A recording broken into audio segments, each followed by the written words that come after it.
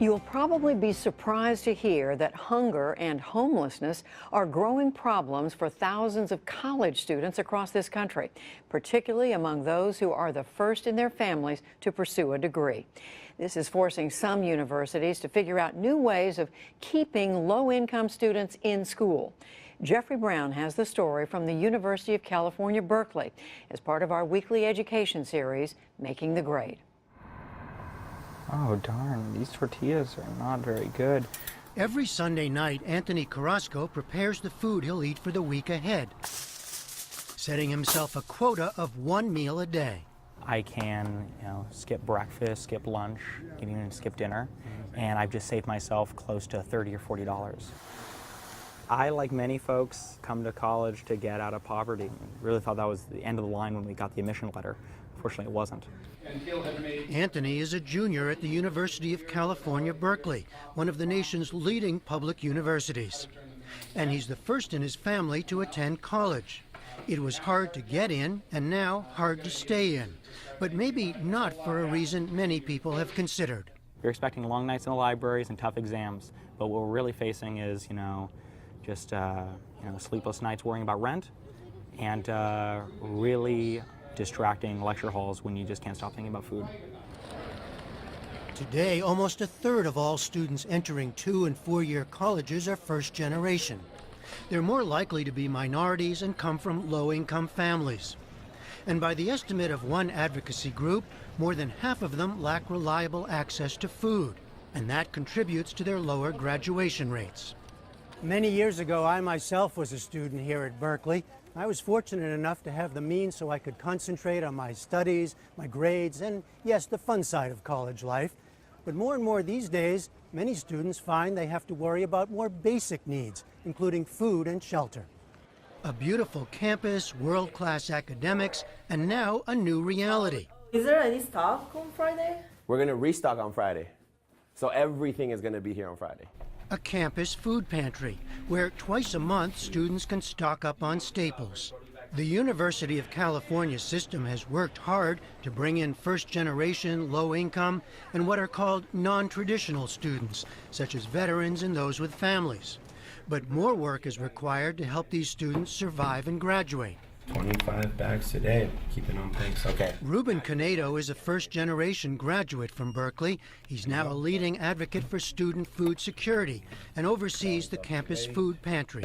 What we're doing on our campus is making sure that campus becomes basic needs secure. You have the recession, you have the increasing cost of living, and students are caught in the middle of that. Do you see students falling through the cracks? I mean, having to leave school? Absolutely. We definitely have students that said, you know what, at this moment, I can't do this. And they left. Whatever you see in here. And it was not because of their academic challenges, it was because of the living cost of the area. They were saying, I can't afford my rent and I can't afford to eat, therefore I can't stay here. Berkeley, sitting in the midst of the notoriously expensive San Francisco Bay Area, is among the most costly college towns in the country. Financial aid can cover tuition and books, but sometimes it's not enough for rent or food. And for some students, there are barriers beyond money. When you get here, you're also coming into a higher level of academia that especially sometimes more non-traditional students are not used to. T.J. Dunavant is another first-generation student and a mother of 5. After serving in the Army Reserve, she decided to earn a degree. But she struggled to catch up to her classmates. You're reading all new material that you're not familiar at all with, and so it takes a lot to be able to, get that in. Have you had times where you think you couldn't get by, you might have to drop out of school? Yes, when I don't understand exactly where to go to get the help. There are times like that, but now that I'm in my 3rd year, I know where to go to get the help. How are you? I'm good. Good to see you. Come on in. TJ regularly meets advisors at Berkeley's Educational Opportunities Program, a campus resource for disadvantaged students. What's going on? How's the beginning of the semester been so far? It hasn't been bad. I feel like I'm doing better at keeping up. Yuki Burton is another Berkeley graduate who now works to help those who followed. I have students who are living day by day, again, in that surviving model. and thinking about how do I meet tomorrow's need and not thinking about my long-term wellness. It's actually just earlier this morning, a student who told me they were skipping meals, and they didn't realize that they had been skipping meals until they verbalized it with me in a session. Having talked to so many students and worked with them, what separates those who make it from those who don't? Community and support.